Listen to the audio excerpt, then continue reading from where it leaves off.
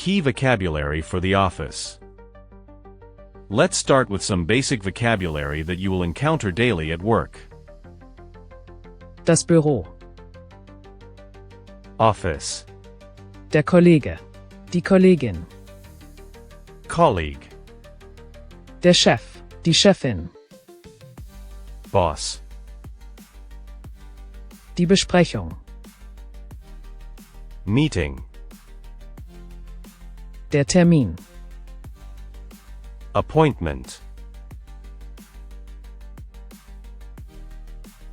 Die Aufgabe. Task. Das Projekt. Project.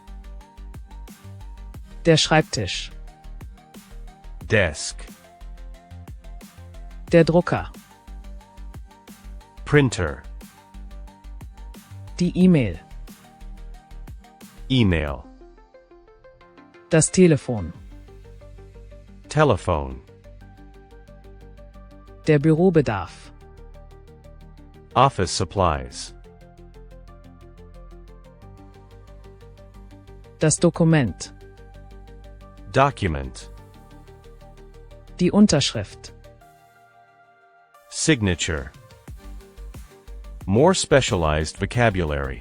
In addition to the basic vocabulary provided, here are more specialized terms you may encounter in the German office environment. Die Abteilung. Department. Der Vorgesetzte. Die Vorgesetzte. Supervisor. Die Arbeitszeit. Working hours. Das Homeoffice. Working from home. Die Gleitzeit.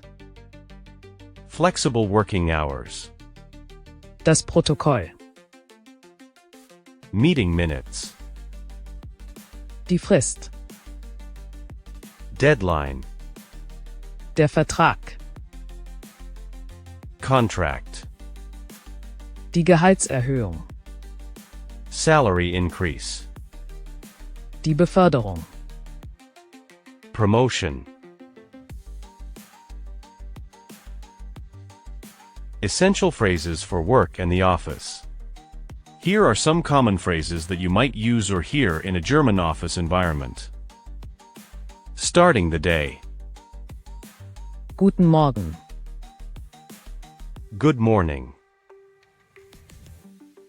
Wie war dein Wochenende?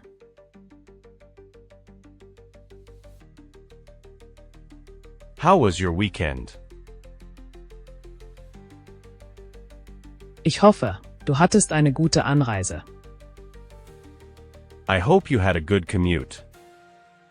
Was steht heute auf dem Plan?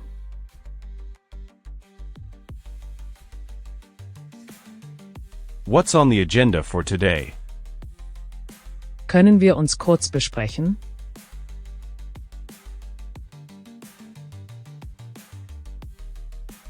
Can we have a quick meeting? Meeting and appointment. Ich habe einen Termin um 10 Uhr.